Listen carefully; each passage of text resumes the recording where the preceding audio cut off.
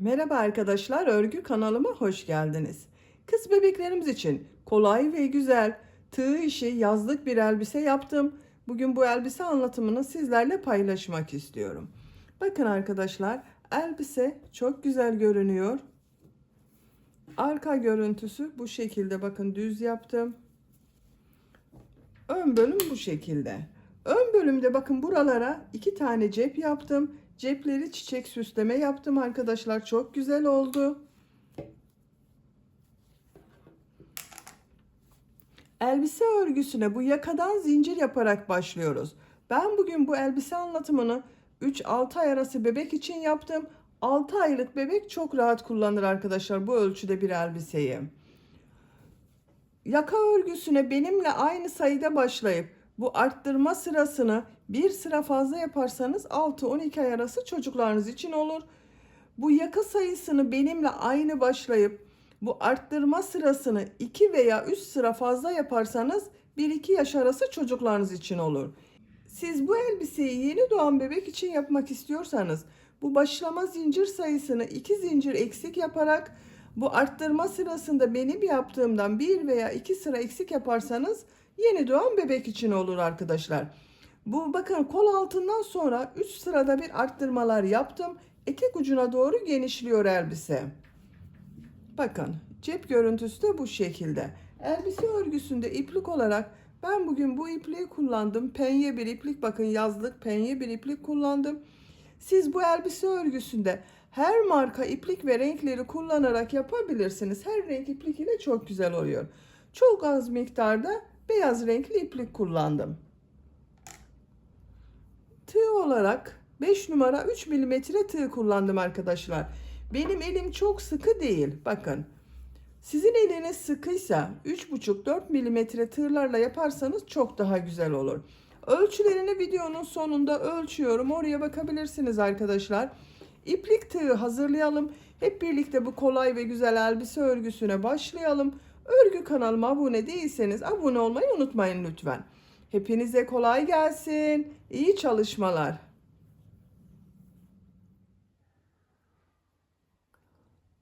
Örgüye yakadan zincir yaparak başlıyorum. İlk ilmeği ben bu şekilde yapıyorum. Size nasıl kolay geliyorsa o şekilde yapabilirsiniz. Zincirleri yapmaya başlıyorum. Çok sıkı zincirler yapmıyorum. 26 zincir yapalım. 26 zincir yaptım. Çok sıkı zincirler yapmadım. 26 zincirin kaç santimetre olduğunu ölçüyorum. 13 santimetre zincir uzunluğu var. Benim elimin sıklığına göre 13 santimetre için 26 zincir yaptım arkadaşlar. Sizin elinizin sıklığına göre daha az veya daha çok sayıda zincir yapmanız gerekebilir. Benimle aynı ölçüde yapıyorsanız 13 santimetre olasıya kadar zincir yapın. Daha büyük çocuk için yapmak istiyorsanız da bunu 2, 3, 4, 5, 6 zincir fazla yaparak daha büyük çocuk için başlayabilirsiniz. Bu sırada bu zincirler üzerine trabzan yapıyorum. Tığ üzerine iplik alıyorum. 1, 2, 3 ilmek atlıyorum. 4. ilmeğe trabzan yapıyorum. Bakın bu 3 ilmek atladığımda bir trabzan, diğer ilmeklere trabzan yaparak devam ediyorum.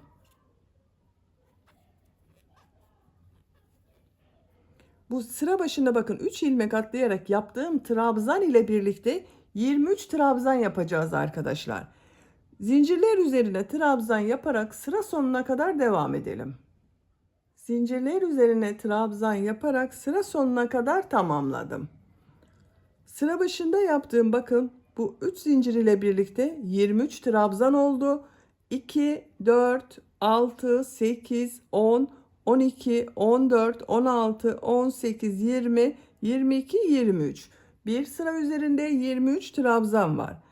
Bu 23 trabzanın kaç santimetre olduğunu ölçüyorum.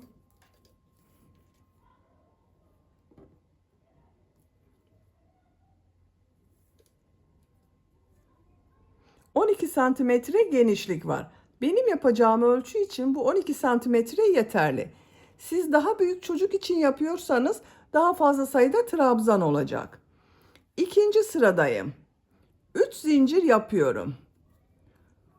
Bu sıradan itibaren hem bu sıra başında hem de sıra sonunda arttırma yapacağız arkadaşlar. Yaka örgüsü arttırmalar yaparak devam edecek. Bakın 3 zincir yaptım. Aynı ilmek içine bir trabzan yapıyorum. Bakın burada 2 trabzan oldu arkadaşlar. Üst zincirde bir trabzan. Bakın şu ilmek üzerinde 2 trabzan oluştu. 1, 2. Diğer ilmeklere trabzan yapıyorum.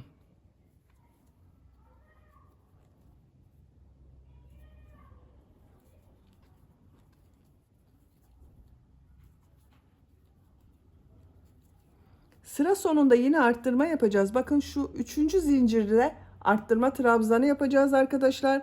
Buraya kadar devam edelim. Sıra sonuna kadar tamamladım. Son ilmeği bakın burada 3 zincir yaparak yaptığım bir trabzan var. 3. zincir üzerine 2 trabzan yapıyorum. Arttırma yapıyorum arkadaşlar. Bakın sıra başında da 3 zincir yaptım. 3 zincir yaptığım ilmeğe trabzan yaptım. Arttırma yaptım. 2, 4, 6, 8, 10, 12, 14, 16, 18, 20, 22, 24, 25 trabzan var. Bir sıra üzerinde 25 trabzan var. Bir arttırma sıra başında oldu. Bir arttırma sıra sonunda oldu. Her sırada hem sıra başında hem sıra sonunda arttırma yapacağız. Bu şekilde her sırada 2 fazla trabzan olacak. 3 zincir yapıyorum. Örgüyü çeviriyorum. 3. sıradayım. Bu ilk ilmek üzerine bir trabzan yapıyorum. Bakın 3 zincir yaptım. İlmeğe yaptım. Arttırma oldu arkadaşlar. Diğer ilmeklere trabzan yapıyorum. Sıra sonunda yine arttırma yapacağız. Burada bulunan 3 zincire kadar devam edelim. Sıra sonuna kadar tamamladım. Bir önceki sırada bakın 3 zincir yaparak yaptığım bir trabzan var. Bunun 3. zincir üzerine 2 trabzan yapıyorum. 1, 2. Bakın arttırma trabzanı yaptım. 3 zincir yapıyorum. Örgüyü çeviriyorum. 4. sıradayım. Bu ilk ilmeğe trabzan yapıyorum. Bakın 3 zincir yaptığım ilmeğe trabzan yaptım. Burada 2 trabzan oldu. Bu 3 zincirde bir trabzan, 1, 2 trabzan oldu. Diğer ilmeklere trabzan yapıyorum.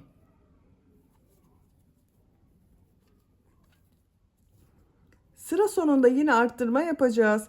3 zincire kadar devam edelim. Sıra sonuna kadar tamamladım. Bakın burada yaptığım 3 zincirin 3. zincir üzerine 2 trabzan yapıyorum. Arttırma trabzanı yaptım. Bakın bir tane. 3 zincir yapıyorum. Örgüyü çeviriyorum. 5. sıradayım. Bu ilk ilmek üzerine bir trabzan yapıyorum. Bu 3 zincir ile birlikte bakın 2 trabzan oldu. Görüntüsü bakın şu şekilde arkadaşlar. Her sırada bir sıra başında bir sıra sonunda arttırma yapıyoruz. Bu şekilde düzenli arttırmalar yapıyoruz. Diğer ilmeklere trabzan yapıyorum. Sıra sonunda yine arttırma yapacağız. Bu 3 zincire kadar devam edelim. Sıra sonuna kadar tamamladım. Sıra sonunda bu 3. zincir üzerine 2 trabzan yapıyorum.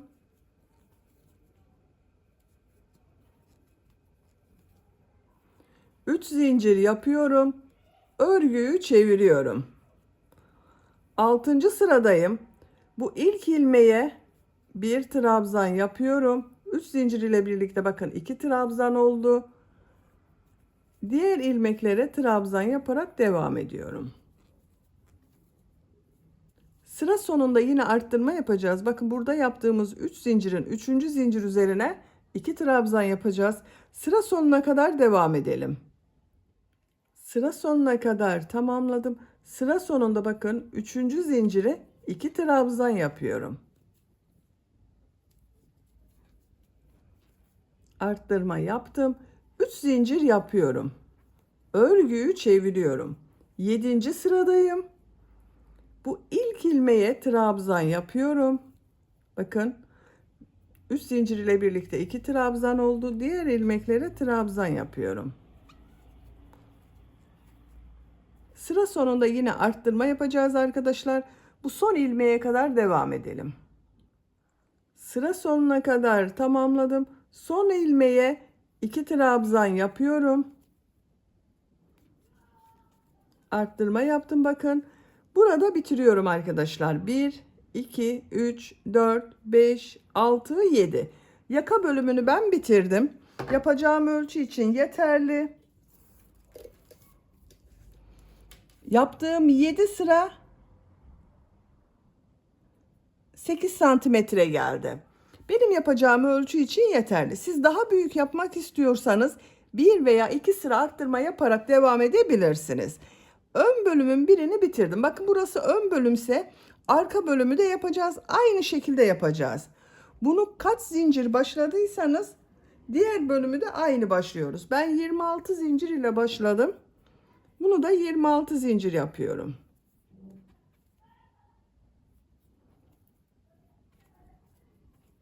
...26 zincir yapalım. 26 zincir yaptım. 3 ilmek atlıyorum. 4. ilmeğe trabzan yapıyorum. Bu 3 zincir ile birlikte 23 trabzan yapacağız. Bunun aynısı olacak arkadaşlar. Sıra sonuna kadar devam edelim. Sıra sonuna kadar trabzanı tamamladım. Bu bir sıra üzerinde 23 trabzan var. 3 zincir yapıyorum. Örgüyü çeviriyorum. İlk ilmeğe trabzan yapıyorum. Bakın arttırma trabzanı yaptım. Diğer ilmeklere trabzan yapıyorum. Sıra sonunda yine bakın bu 3. zincire 2 trabzan yaparak arttırma yapacağız. Bunun aynısı olacak arkadaşlar. Bakın bu bölümü ben 7 sıra yaptım. Bunu da aynı şekilde arttırmalar yaparak bir sıra eksik yapalım. 6 sıra olarak tamamlayalım. Bakın diğer bölümü de arttırmalar yaparak tamamladım. 6 sıra yaptım arkadaşlar. 1, 2, 3, 4, 5, 6. Bakın bu bölümü 7 sıra yaptım. Bunu 6 sıra yaptım. Bunda 7. sırayı yaparken 2 bölümü birleştireceğiz. İpliği bakın burada kesiyorum. En son ilmeğe yine 2 trabzan yaptım. İlmek içinden çektim. Bakın bu 7 sıra yaptım bunu. 1, 2, 3, 4, 5, 6, 7. 7. sırayı bakın bunda 7. sırayı devam edeceğiz. 5 zincir yapıyorum. Bakın kol altı için 5 zincir yapıyorum. 5 zincir yaptım. Düzgün gelmesine dikkat ediyorum arkadaşlar. Bakın şu şekilde bu bölümler birbirine bakacak. Tığ üzerine iplik alıyorum. Şu ilk ilmek üzerine 2 trabzan yapıyorum.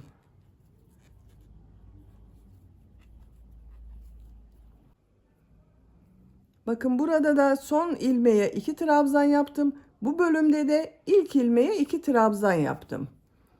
Diğer ilmeklere trabzan yaparak devam ediyorum. Sıra sonunda bu bölüm ile yine zincir yaparak birleştireceğiz. Sıra sonuna kadar devam edelim. Sıra sonuna kadar trabzan yaptım. Bu son ilmeğe 2 trabzan yapıyorum.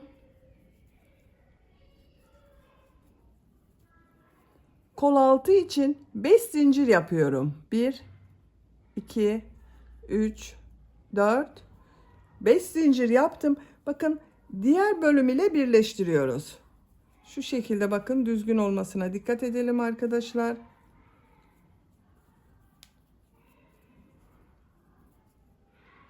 Burada yaptığım 3 zincir ile bakın ilmek kaydırma yaparak sırayı birleştiriyorum. Bakın 2 bölümü birleştirdik. 5 zincir burada yaptım. 5 zincir burada yaptım. Bu şekilde devam etmiyorum. Bakın kol altından başlayacağız. Burada bakın 5 zincir yaptım arkadaşlar. Bu 5 zincirin 3. zincire ilmek kaydırma yaparak dönüş yapıyorum. Bakın 1, 2, 3. Bu tam ortadan elbisenin örgüsüne başlayacağız. Örgüyü çeviriyorum. Şu şekilde örgüyü çevirdim. 1,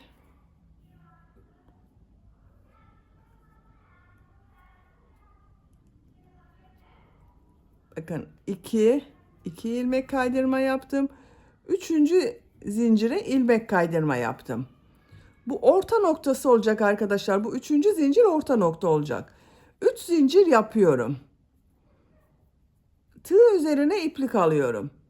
Burada bulunan bakın 2 zincir var. Bu 2 zincir üzerine trabzan yapıyorum. 1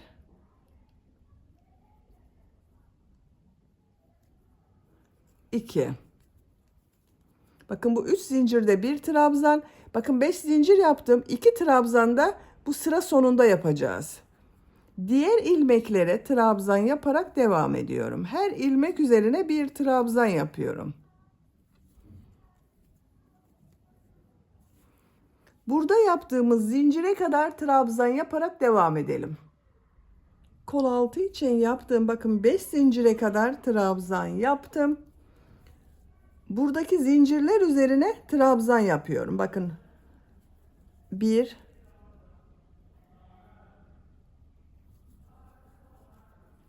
2 3 4 5. Bakın kol altında 5 zincir yaptım. Buraya da 5 trabzan yaptım. Bu ortadaki trabzana işaret yapıyorum arkadaşlar.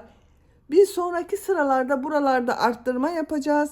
Bakın 2 trabzan burada kaldı. 2 trabzan da işaretten sonra. Diğer ilmeklere trabzan yaparak devam ediyorum. Her ilmek üzerine trabzan yapıyorum. Trabzan sırası yaparak bu zincirlere kadar devam edelim. Bakın burada yaptığım zincire kadar trabzan yaptım. Bu 2 zincir üzerine trabzan yapıyorum.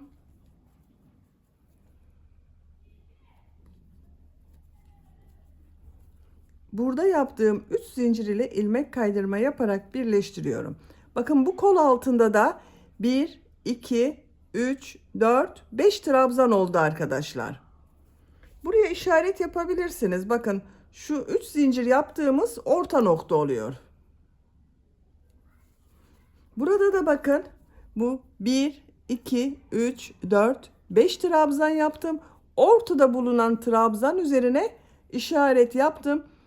İlerleyen sıralarda arkadaşlar bu işaret yaptığımız trabzandan önce ve sonra arttırmalar yapacağız. Bu işareti her sırada kaydırma yaparsanız güzel olur. Bir üst sıraya alırsanız güzel olur. 3 zincir yapıyorum. Örgüyü çeviriyorum. Her ilmek üzerine trabzan yapıyorum.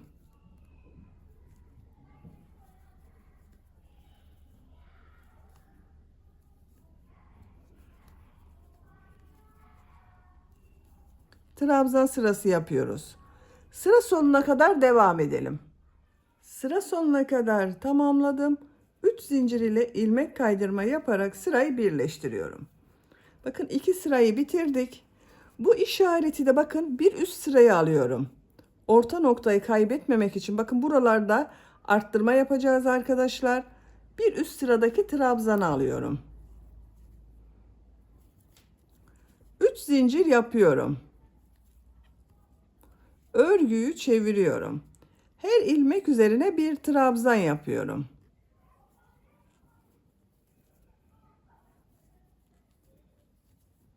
Sıra sonuna kadar devam edelim. Sıra sonuna kadar tamamladım. 3 zincir ile ilmek kaydırma yaparak sırayı birleştiriyorum. 3 zincir yapıyorum. Örgüyü çeviriyorum. Bu sırada arttırma yapacağız arkadaşlar. Bakın 1 2 3 sıra trabzan yaptım. Bu 4. sırada arttırma yapıyorum. Tığ üzerine iplik alıyorum. Bu ilk ilmek üzerine 2 trabzan yapıyorum. Diğer ilmeklere bir trabzan yapıyorum.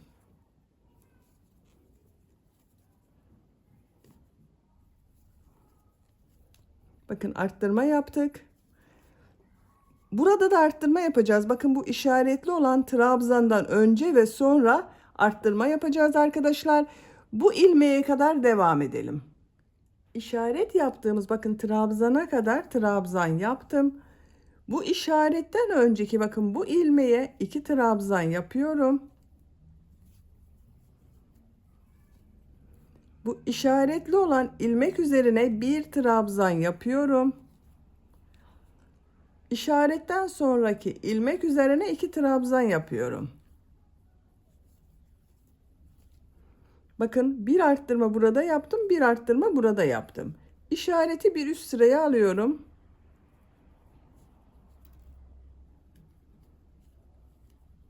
Bakın burası kenar ortası olacak arkadaşlar.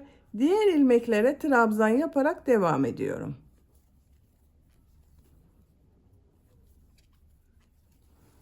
Sıra sonunda da arttırma yapacağız. Son ilmeğe kadar devam edelim. Sıra sonuna kadar tamamladım. Bakın bu son ilmeğe 2 trabzan yapıyorum. Bakın bir arttırma yapmış oldum arkadaşlar. 3 zincirin bakın 3. zincir ile ilmek kaydırma yaparak birleştiriyorum. Bakın bu 3 zincirden sonra 2 trabzan yaptım. 3 zincirden önce 2 trabzan yaptım. Bir arttırma burada, bir arttırma burada oldu. Aynı burada yaptığımız gibi bakın. Burası burada yaptığımız 3 zincir gibi oluyor arkadaşlar. Bir arttırma burada, bir arttırma burada yaptım. 3 zincir yapıyorum. Örgüyü çeviriyorum. Arttırma yapmadan her ilmek üzerine trabzan yapıyorum.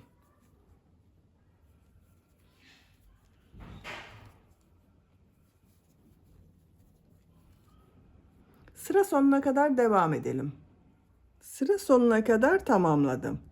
3 zincir ile ilmek kaydırma yaparak sırayı birleştiriyorum. 3 zincir yapıyorum. Örgüyü çeviriyorum. Yine arttırma yapmadan her ilmek üzerine trabzan yapıyorum.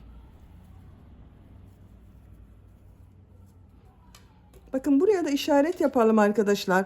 Şu arttırma yaptığım sıraya bir işaret yapıyorum. 3 veya 4 sırada bir arttırma yapacağız. Aralarda trabzan sırası yapacağız.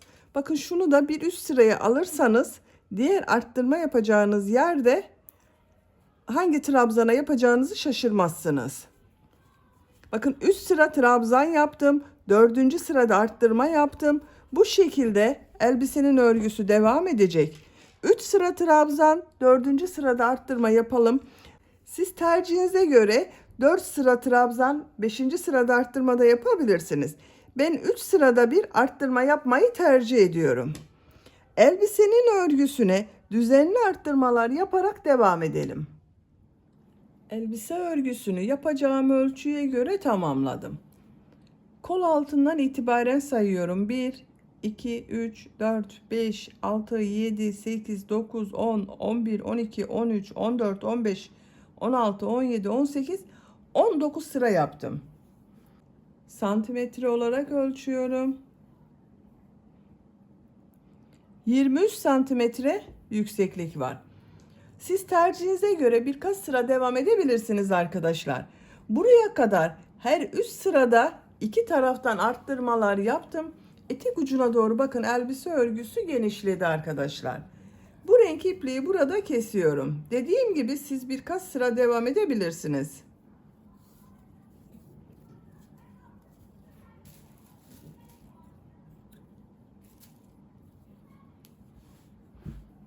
Beyaz renkli iplik ile uç bölümü yapalım.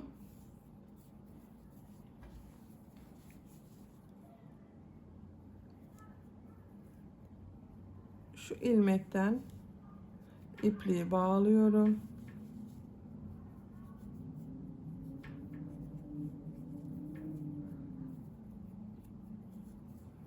Buradan ilmek yapıyorum. Bir ilmek atlıyorum. Bu ilmek içine 5 trabzan yapıyorum. Aynı ilmeğe yapıyorum 5 trabzanı.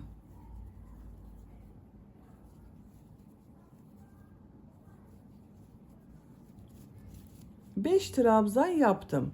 Bir ilmek atlıyorum. Sık iğne yapıyorum. Tığ üzerine tekrar iplik alıyorum. Bir ilmek atlıyorum. Bu ilmeğe 5 trabzan yapıyorum.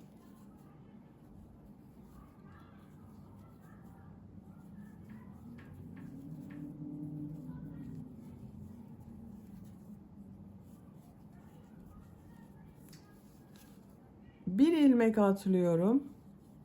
Bir sık iğne yapıyorum. Bir ilmek atlıyorum. 5 trabzan yapıyorum.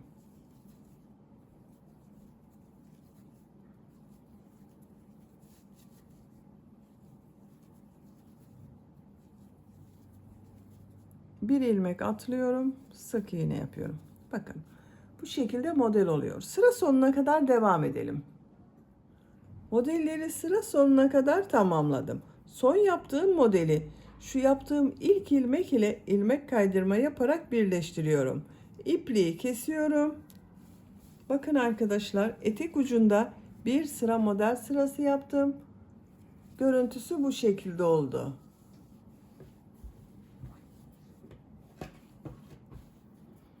Şimdi yaka örgüsünün buraya başlıyoruz. Bir sıra bu renk iplik ile sık iğne yapıyorum. Daha sonra sık iğneler üzerine bu modelden yapacağız arkadaşlar. Şu şekilde bakın. İpliği bağlıyorum. Herhangi bir yaka bakın. 4 köşe var. Herhangi birinden başlayabilirsiniz. Şuradan bir ilmek yapıyorum. Sık iğne yapıyorum. İlmeklere sık iğne yapıyorum. Şu trabzan sıraları var arkadaşlar.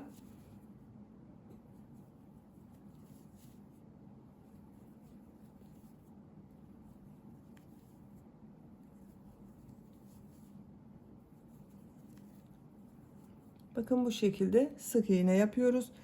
Kol çevresinde sık iğne yapalım. Yaka çevresinde devam edelim. Diğer kol örgüsünde de sık iğneleri tamamlayalım. Başladığımız yere kadar bir sıra sık iğne yaparak tamamlayalım. Başladığım yere kadar sık iğne yaptım. Son sık iğneyi şu ilk yaptığım ilmek ile ilmek kaydırma yaparak birleştiriyorum. İpliği kesiyorum.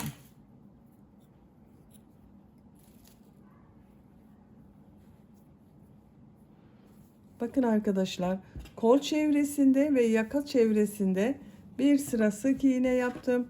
Görüntüsü bu şekilde oldu. Bakın düzgün bir görüntü oldu. Şimdi bunun üzerine model yapacağız. Beyaz renkli iplik ile model yapıyorum. Kol altından başlıyorum. Birleştirme yaptığımız yer belli olmasın diye kol altından başlıyorum. İpliği bağlıyorum.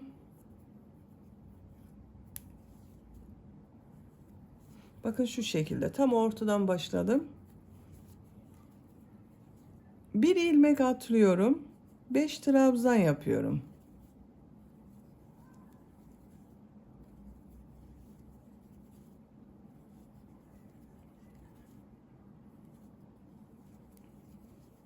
Bir ilmek atlıyorum, sık iğne yapıyorum. Bir ilmek atlıyorum, 5 trabzan yapıyorum.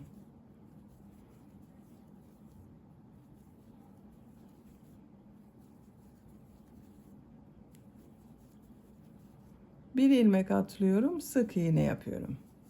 Bakın bu şekilde model yapıyoruz. Bu etek ucunda yaptığımız modeli yapıyoruz arkadaşlar.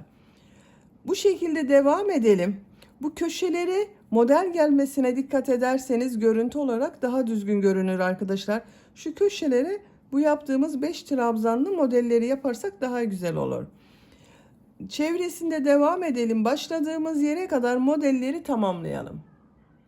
Başladığım yere kadar modelleri tamamladım. Son yaptığım modeli şu ilk ilmek ile ilmek kaydırma yaparak birleştiriyorum. İpliği kesiyorum. Bakın arkadaşlar, buradan modele başladım. Kol çevresinde, yaka çevresinde modeller yaptım. Görüntüsü bu şekilde oldu bakın. Şimdi askılarını yapalım. Askı örgüsüne bakın, köşelere model denk getirelim demiştim arkadaşlar. Bu köşelere yaptığımız modellerden yapacağız. Şu şekilde bakın. 5 trabzan yaptım. Bir, ikinci trabzandan sonraki şu boşluğa ipliği bağlıyorum.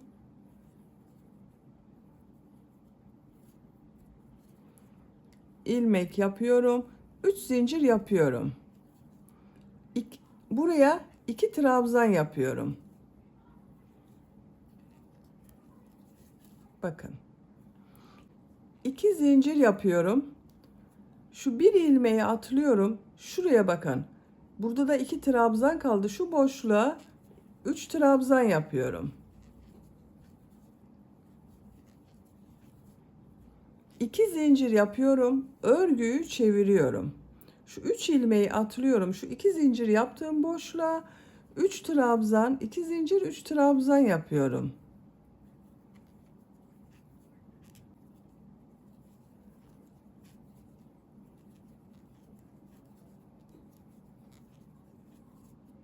İki zincir yapıyorum. Örgüyü çeviriyorum. 3 trabzan, 2 zincir, 3 trabzan yapıyorum.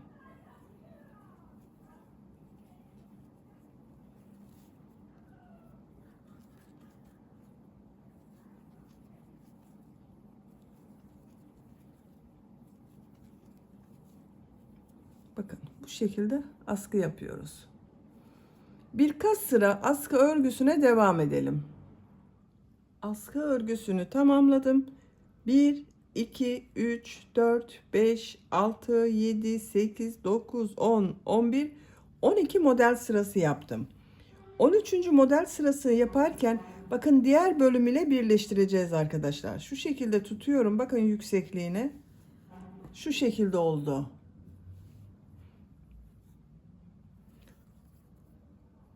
Bakın şurada bir zincir yapıyorum. Tığ üzerine iplik alıyorum. Buraya bir trabzan yapıyorum. Diğer tarafta bakın model var. Bu modelin 1, 2, 3 trabzan atlıyorum. Şu boşluğa ilmek kaydırma yapıyorum. Trabzan yapıyorum.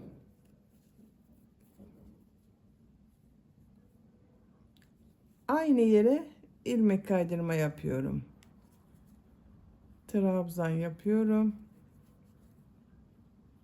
İlmek kaydırma yapıyorum. Tığ üzerine iplik alıyorum. Trabzan yapıyorum. Bir sonraki trabzan boşluğuna ilmek kaydırma yapıyorum. Bakın buraya.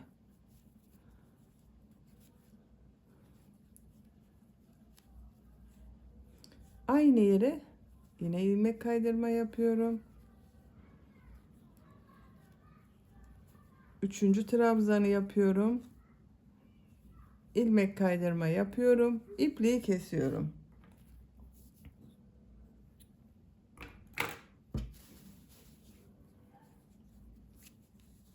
Bakın birleştirdiğimiz yerin görüntüsü bu şekilde oldu. Askının birini yaptık arkadaşlar. Bakın görüntüsü bu şekilde. Şimdi diğer askıyı yapalım. Aynı yapacağız. Yine bu modelden başlıyorum. Bakın köşede yaptığım modelden ikinci sırada boşluğa ipliği bağlıyorum.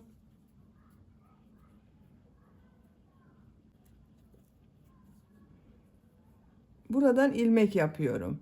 3 zincir yapıyorum. Trabzan yapıyorum. 2 trabzan yapıyorum. 2 zincir yapıyorum. Diğer boşluğa bakın buraya 3 trabzan yapıyorum.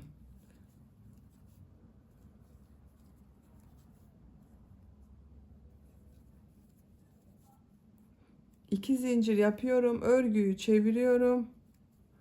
Yine modelleri yapıyorum.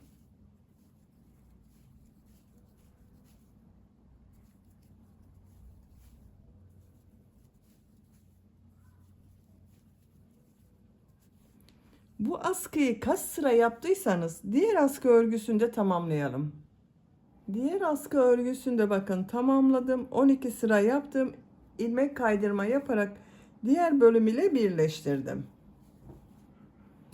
Bakın. Elbisemiz bitti. Bu şekilde oldu. Elbiseyi bu şekilde kullanabiliriz arkadaşlar. Ben elbisenin buraya cep yapmak istiyorum. Bu renk iplik ile cep yapıyorum. İlmek yapıyorum.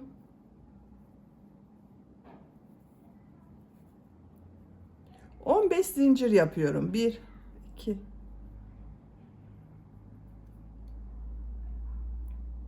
15 zincir yapıyorum.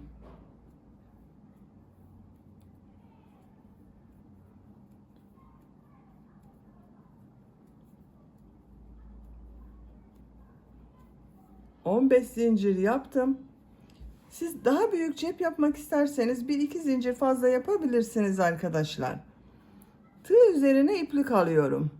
3 ilmek atlıyorum. Dördüncü ilmeğe trabzan yapıyorum. Bu 3 ilmek atladığımda bir trabzan, buraya 12 trabzan yapacağız arkadaşlar. Bu 3 zincir ile birlikte.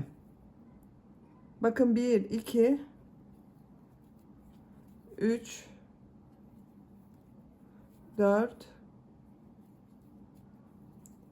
5, 6, 7, 8, 9, 10, 11, 12. 12 trabzan yaptım. 3 zincir yapıyorum. Örgüyü çeviriyorum. Aynı ilmeğe bir arttırma trabzanı yapıyorum. Bakın bir ilmeğe 2 trabzan oldu 3 zincir ile birlikte.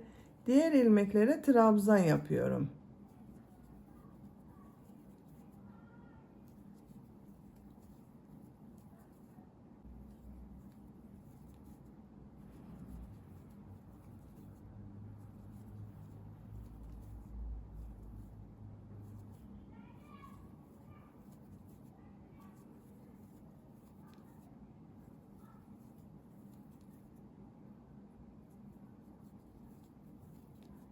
Bakın sıra sonuna kadar yaptım. Sıra sonunda 3 zincir yaparak bir trabzan yapmıştım. Bakın burada bunun 3. zincire 2 trabzan yapıyorum. 1, 2. Arttırma yaptım. 2, 4, 6, 8, 10, 12, 14 trabzan oldu. 14 trabzan ile devam edeceğiz arkadaşlar. Başka arttırma yapmıyorum. 3 zincir yapıyorum. Örgüyü çeviriyorum. Yanında bulunan ilmeğe bakın trabzan yapıyorum. Diğer ilmeklere trabzan yapıyorum. Sıra sonuna kadar devam edelim. Sıra sonuna kadar tamamladım. Bir sıra üzerinde 14 trabzan var. 3 zincir yapıyorum. Örgüyü çeviriyorum. Bakın bu ilmeğe trabzan yapıyorum. Diğer ilmeklere trabzan yapıyorum. Bu 14 trabzan ile cep örgüsüne devam edelim. 5 sıra yaptım. 1, 2, 3, 4, 5. Bir sıra sık iğne yapıyorum arkadaşlar. Her ilmeğe sık iğne yapıyorum. Sıra sonuna kadar devam edelim. Sık iğne yaparak sıra sonuna kadar tamamladım. İpliği kesiyorum.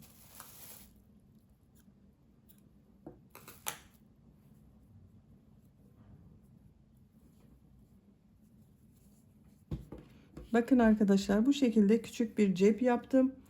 Elbise küçük olduğu için küçük bir cep yaptım. Siz tercihinize göre bir sıra daha trabzan sırası devam edebilirsiniz. Şimdi bunun çevresinden beyaz renkli iplik ile pıtırcık modelleri yapıyorum.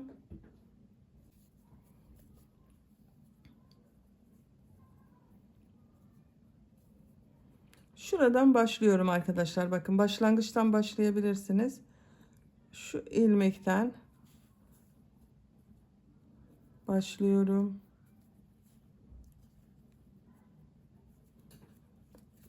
Sağlamlaştırdım. 2 zincir yapıyorum. Aynı ilmeğe sık iğne yapıyorum. Şu bir ilmeği atlıyorum. İkinci ilmeğe bakın buraya bir sık iğne, 2 zincir, bir sık iğne yapıyorum. Bir ilmek atlıyorum. Bir sık iğne, 2 zincir, bir sık iğne yapıyorum. Bir ilmek atlıyorum. Bir sık iğne, 2 zincir, bir sık iğne yapıyorum. Bu başladığımız yere kadar devam edelim. Başladığım yere kadar pıtırcık modeli yaptım. Son yaptığım modeli şu ilk yaptığım model ilmeği ile ilmek kaydırma yaparak birleştiriyorum. İpliği kesiyorum. Bakın arkadaşlar, cep örgüsü bu şekilde oldu. Bu cepten bir tane daha yapacağız. Aynı cepten yapacağız. Onu da buraya dikeceğiz. Bakın ben diğer cep örgüsünde aynı sayıda başladım. Çevresinden pıtırcık modeli yaptım. Buraya da bir çiçek diktim arkadaşlar. Bakın şu şekilde buraya da çiçek yapacağız. Siz bu çiçeği yapmadan da kullanabilirsiniz. Bakın bu şekilde çiçek yapacağız arkadaşlar.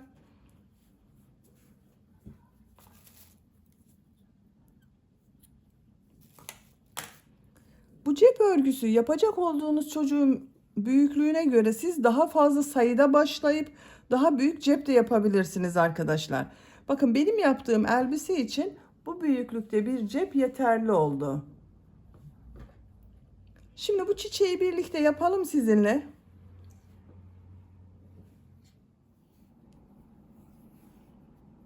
Çiçek örgüsüne şu şekilde sihirli halka yaparak başlıyorum.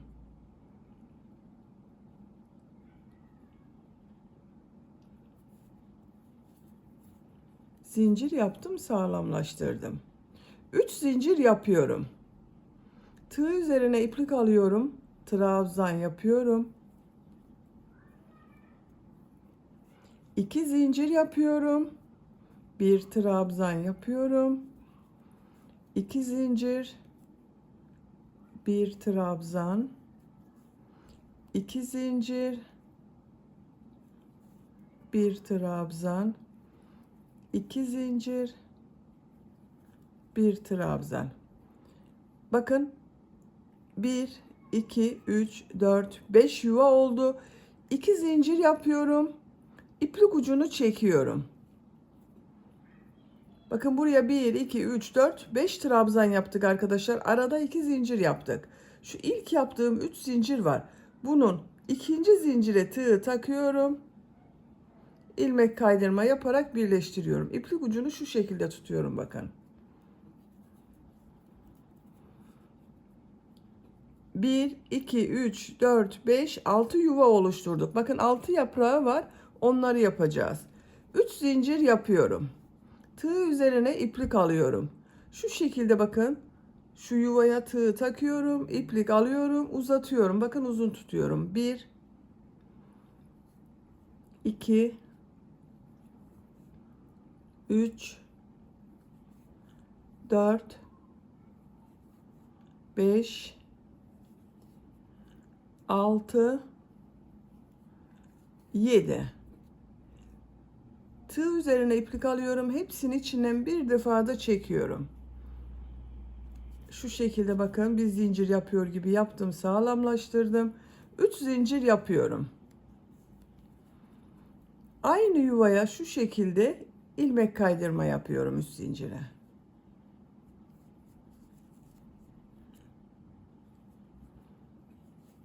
Diğer yuvaya bakın 2 zincire ilmek kaydırma yaparak geçiş yapıyorum. 3 zincir yapıyorum.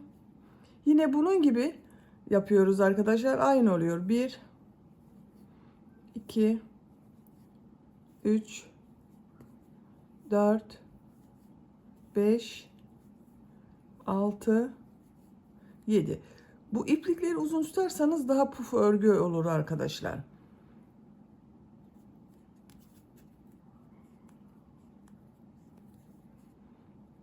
İlmek kaydırma yapıyorum.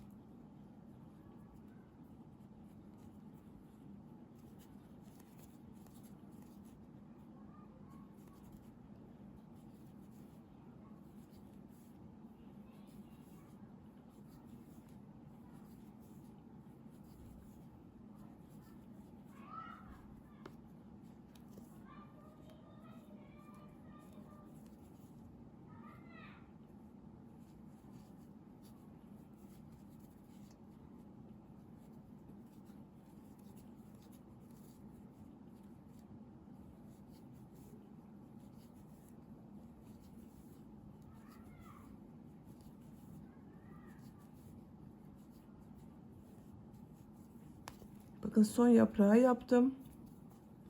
3 zincir yapıyorum. İlmek kaydırma yapıyorum. İpliği kesiyorum.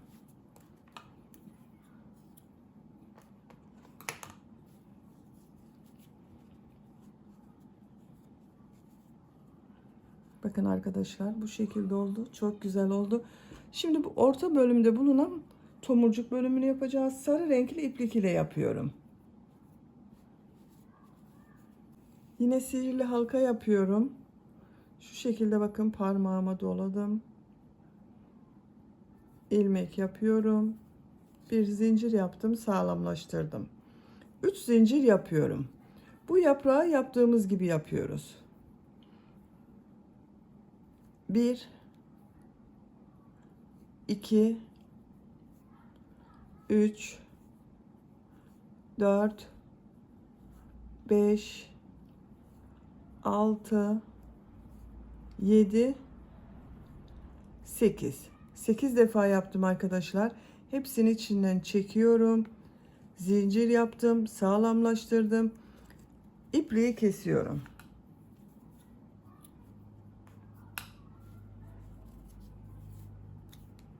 Şu bakın, sihirli halka ipliğinde ucunu çekiyorum arkadaşlar. Bu şekilde. Şimdi bunu bu orta bölüme takacağız. Bakın, burada yuvalar vardı. Tığı takıyorum. İplik ucunu çekiyorum. Örgünün ters tarafına. Karşısına gelen, bakın şuraya da aynı şekilde tığı taktım. Diğer iplik ucunu çekiyorum.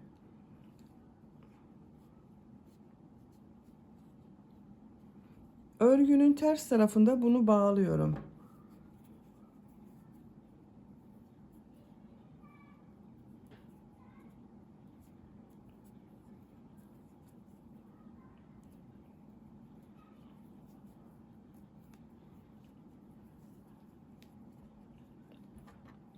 Bakın, çok güzel oldu. Ben 3 milimetre tığ kullandım arkadaşlar. Bu büyüklükte bir çiçek yaptım. Siz daha büyük numaralı tığ kullanırsanız daha büyük çiçek olur. Tığ numaranız daha küçük olursa daha küçük çiçekleriniz olur.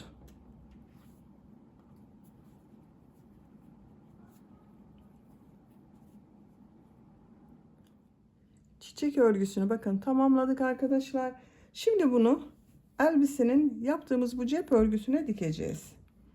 Şu şekilde bakın, bir iğneye iplik taktım, ucuna düğüm yaptım. Örgünün ters tarafından ipliği bağlıyorum. Siz isterseniz bu çiçeği yaptığımız ipliği daha uzun bırakarak da iplik bırakabilirsiniz. Şimdi bunu tam ortaya gelecek şekilde bakın şöyle yerleştiriyorum.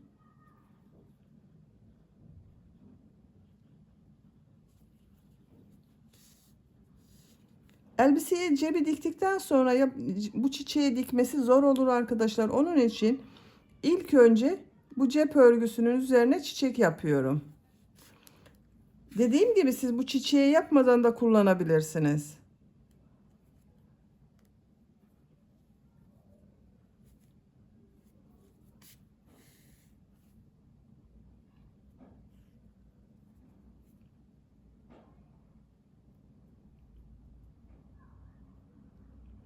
Bakın şu aralardaki ilmeklerden geçiriyorum.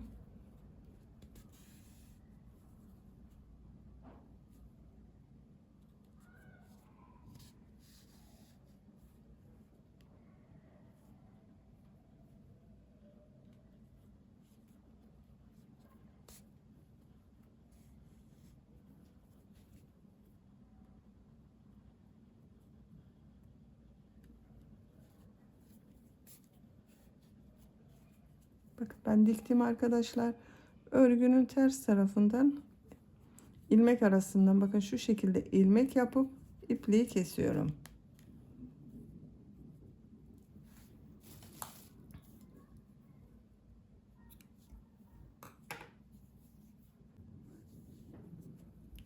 Bakın, cepler hazır.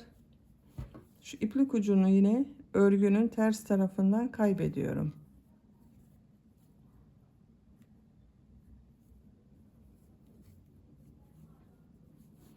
Şimdi cepleri elbiseye dikeceğiz arkadaşlar. Şu iğneye yine bir iplik takıyorum. Siz isterseniz beyaz renkli iplik de kullanabilirsiniz.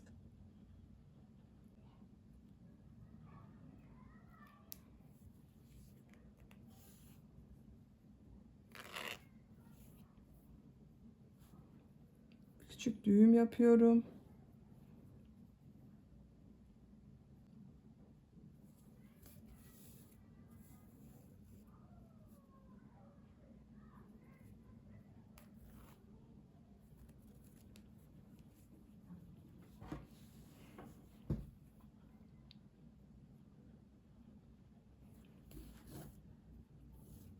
Cebin bu bölümü açık kalacak arkadaşlar.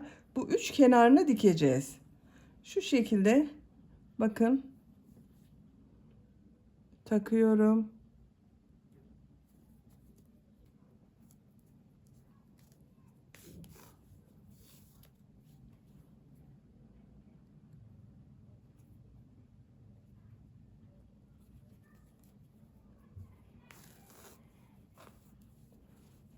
Bakın, cepleri dikelim arkadaşlar.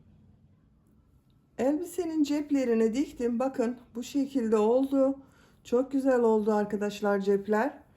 Böylece elbise örgüsünü tamamladım. Bakın çok güzel oldu elbisemiz.